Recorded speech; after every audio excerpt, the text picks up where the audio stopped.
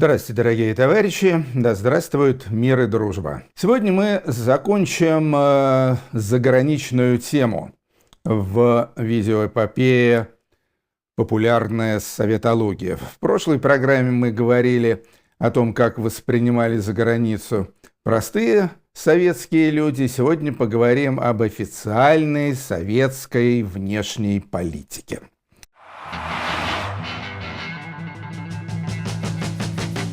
Смотрите, во-первых, я думаю, что не стоит ни в коей мере отождествлять Советский Союз и нынешнюю Путинскую Российскую Федерацию в том, что касается внешней политики. Это были две совершенно разные вещи. Почему? Потому что СССР был реальной сверхдержавой. То есть их всего в мире было две штуки на протяжении всех послевоенных десятилетий. Собственно, Соединенные Штаты Америки, одна сверхдержава, суперпауэр, и Советский Союз, вторая сверхдержава. В чем выражалась сверхдержавность Советского Союза? Ну, про Америку там все понятно. Выражалось это, во-первых, в том, что и сам Советский Союз был значительно больше, чем нынешняя РФ, особенно в том, что касается населения. По населению так и вовсе где-то больше, чем в 1,5 раза СССР превышал нынешние людские ресурсы Российской Федерации. Кроме того, у Советского Союза было большое количество союзников. Ну, во-первых, это, разумеется, страны так называемого Варшавского договора, который противостоял прямо непосредственно НАТО, или же эти страны назывались странами социалистического блока. Ну, социалистический блок был чуть больше, чем Варшавский договор, поскольку имелась парочка стран, конкретно Югославия и Румыния, которые, с одной стороны, входили в этот самый соцблок, с другой стороны, в общем-то, были такие относительно самостоятельные и в Варшавский договор не входили. Ну и вообще в своей политике не столько внутренней, сколько внешней придерживались, в общем-то, каких-то своих ориентиров. Помимо, значит, этих стран, таких прямых сателлитов, фактически стран, оккупированных Советским Союзом после Второй мировой войны, ну, естественно, там были все эти ялтинские, потсдамские и прочие соглашения, так что к Советскому Союзу таких особых претензий по поводу оккупации не было. Кстати говоря, оккупированными считались в тех же США, например, и балтийские так называемые республики, ныне балтийские страны. Так вот, значит, помимо оккупированных стран-сателлитов, были еще дружественные страны в Восточной Азии, то есть это Северная, а впоследствии и весь Вьетнам, это Северная Корея, это до какого-то времени, до начала 60-х годов, Китайская Народная Республика, плюс там опять же были близкие отношения с Лаосом, ну, естественно, Монголия тоже была такая страна, да, она и сейчас есть, конечно, вот, но тогда она была такая уж совсем такая осовеченная. Куба. Это у нас уже Латинская Америка. В той же Латинской Америке периодически возникали какие-то, опять же, близкие Советскому Союзу режимы, то в Чили, то в Никарагуа. Африка тоже во многом была красной, коммунистической, особенно такие страны, как, скажем, Ангола, Мозамбик. Ближний Восток, опять же, распадался на ту часть, которая ориентировалась на Америку, и ту часть, которая ориентировалась на Советский Союз. В общем, весь мир был поделен между США и СССР, ну, может быть, не 50 на 50%, но, может быть, скажем, 60 на 40, наверное, все-таки в пользу Соединенных Штатов Америки. Но это все равно давало СССР статус такой вполне сертифицированной, признанной сверхдержавы. Чем Советский Союз привлекал своих сателлитов? Привлекал в первую очередь всякими денежными подачками. То есть вливалось большое количество денег во все страны, которые, значит, начинали бить себя в грудь и говорить, что они левые, что они коммунистические, социалистические, марксистские, что они, значит, входят в эту советскую сферу влияния.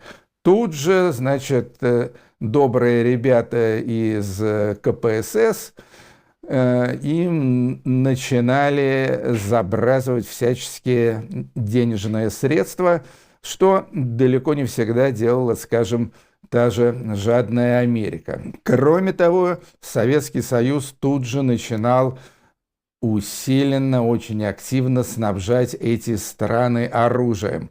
Отсюда, собственно, Калашниковы по всему миру, советские танки, МиГи и все такое прочее. Это тоже было довольно неплохо. И третий такой фактор, который привязывал все эти многочисленные, в первую очередь, развивающиеся страны к СССР, это, как ни странно, образование.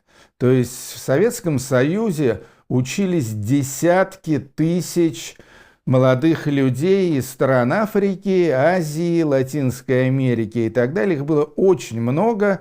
Некоторые из них оставались потом в СССР, выходя замуж или женившись на местных гражданках. Некоторые уезжали в свои страны, и там, разумеется, со своим русским языком, а многие с русскими женами. Ну, когда я говорю русскими, то имею в виду и белорусских, и украинских, там, и казахстанских. Вот, они там тоже становились как бы агентами влияния СССР.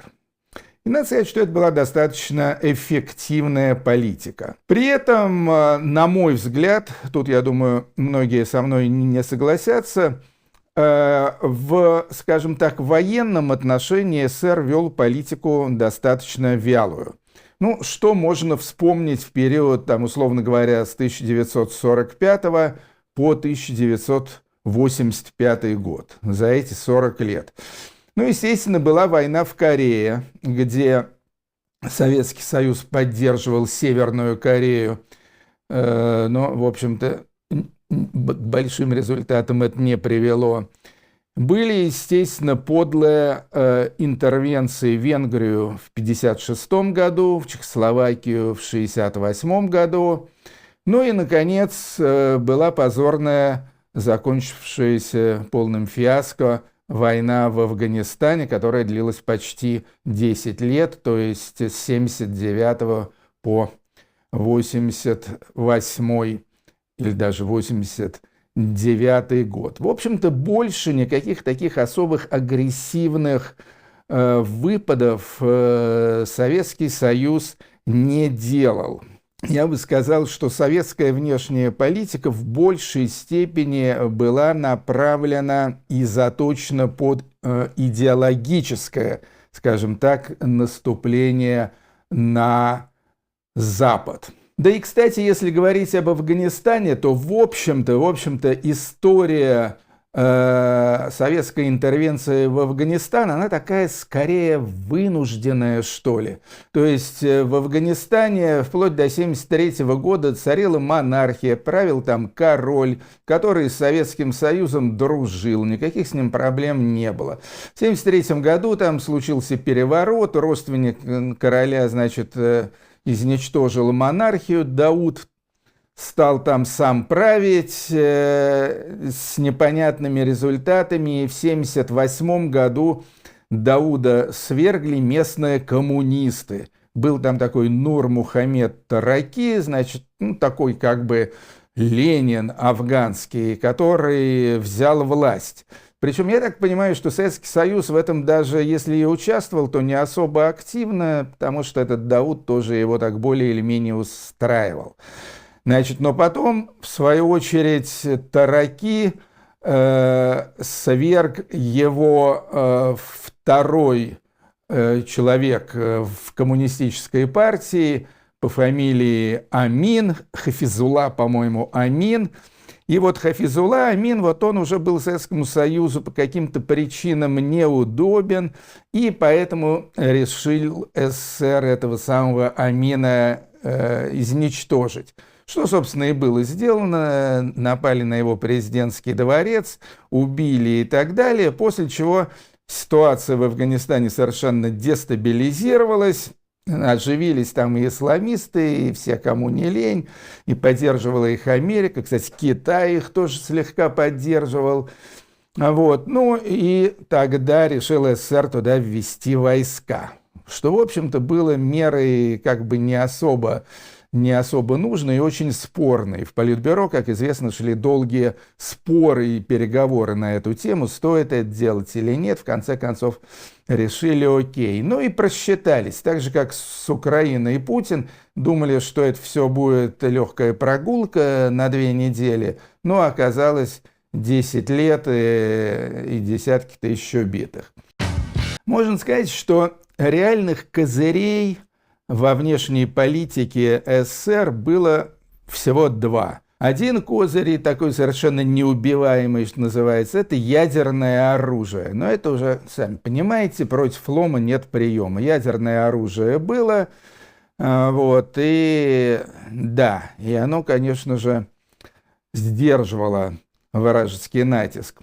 Вторым оружием была идеология, была марксистская идеология, которая, в общем-то, оказалась достаточно живучей, достаточно сильной, и практически во всех странах мира имелись свои коммунистические партии, и, значит, это, конечно, тоже оказывало влияние на советскую внешнюю политику в противостоянии с главным врагом США. На основных направлениях, значит, Советско-Западного фронта ситуация была такая. Экономическое направление. Тут полный проигрыш Советского Союза.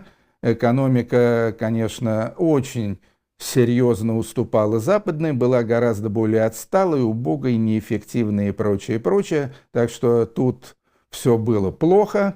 В военном отношении был более или менее паритет и по ядерному оружию, и по всему остальному.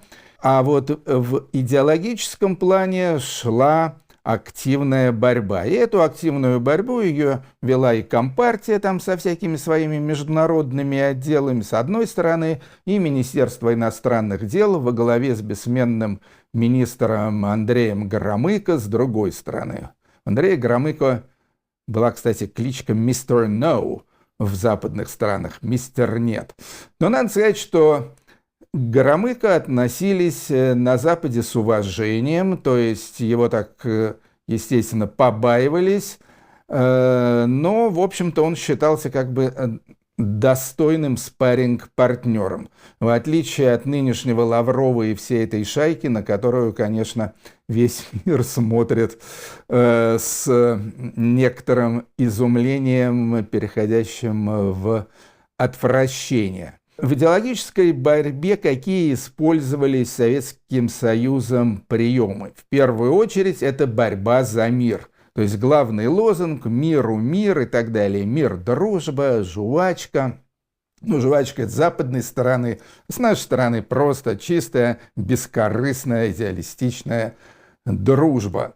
И прочие лозунги, значит, это, естественно, антиимпериализм, антиколониализм, что особенно канало, конечно, в африканских странах. Это преимущество социалистической системы, которая очень гуманная, которая, значит, все для блага человека и так далее. Ну и тут надо сказать, что марксизм, на котором, собственно, вся коммунистическая идеология зиждется, это, в общем-то, во-первых, он был изобретен, как известно, отнюдь не в России, вот, а в Западной Европе. Ну и вообще это учение, как бы, я не знаю, как сейчас, я так думаю, что оно в значительной степени обанкротилось и уже как бы ушло в архив, но тогда оно, в общем-то, многими считалось абсолютно актуальным. Коммунистические партии, причем сильные коммунистические партии, были во многих западных странах, особенно, скажем, во Франции, в Италии. Борьба вот эта идеологическая, она на самом деле шла тоже с переменным успехом. То есть я бы не сказал, что СССР, по крайней мере, до некоторого времени в этой борьбе как-то сильно проигрывал. Тем более, скажем, в 60-е годы, космос, Гагарин там и так далее. В общем, были некоторые шансы у СССР и вот всей этой самой социалистической системы. Мой отец, который, кстати говоря, был таким вполне верующим, искренне верующим марксистом, он считал, что левая идеология проиграла в 1968 году, когда случилась интервенция в Чехословакию, а чехи, как известно, они, значит, анонсировали социализм с человеческим лицом, и плюс в 1968 год массовые, значит, студенческие волнения по всей Европе, и вообще такая могучая левая волна. И вот тут бы, как мой пап думал, в общем-то, левые и, скажем так, коммунисты-социалисты могли бы одолеть капиталистов. Но не тут-то было, случилась эта интервенция, все увидели звериный оскал, значит, советского этого коммунистического империализма, вот, и покатилось все это дело под горку. Не берусь гарантировать, что он был прав, но во всяком случае, логика в таких рассуждениях есть.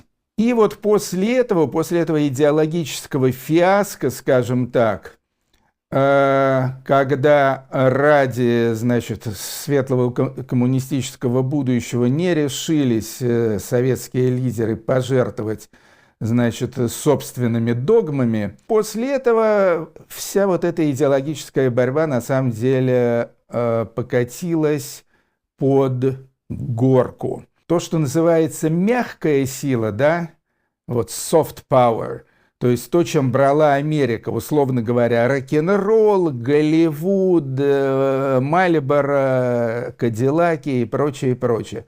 С soft power у Советского Союза дела обстояли очень и очень плохо. То есть советская культура на экспорт практически не шла, если не считать классический балет. Классический балет, это, как известно, как бы это Петтипа, это 19 век, все это «Лебединое озеро». Естественно, там делалась ставка и на советский спорт тоже, но тут опять же шла борьба на равных примерно между Америкой и Советским Союзом.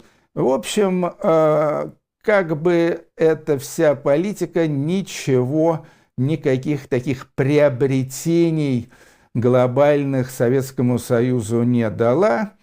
А напротив, страна становилась все более и более изолированной. Вместо так называемой разрядки международной напряженности, которая была анонсирована в начале 70-х годов, там Хельсинское совещание и так далее, мирное сосуществование, сигареты Аполлон-Союз и все такое прочее.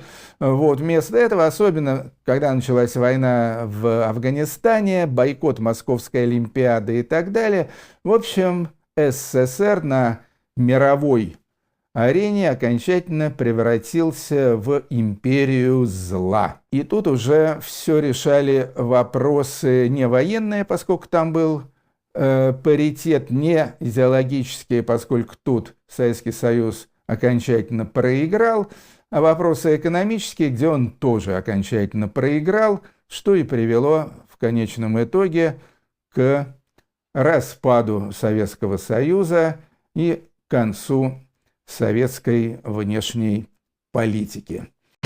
Вот примерно так я все это дело вижу. Зовут меня Артемий Троицкий. Я никоим образом не политолог, не специалист по международным отношениям. Поделился с вами своими наблюдениями и соображениями. Вам всем всего наилучшего. Пишите, задавайте вопросы. Комментарии, опять же, выкладывайте. Я с огромным интересом читаю ваши письма, и, как вы знаете, у нас идут постоянно, параллельно с очередными сериями популярной советологии, у нас идут и серии вопросов и ответов. Так что не стесняйтесь, ребята. Всего наилучшего и до встречи через день-два. Пока.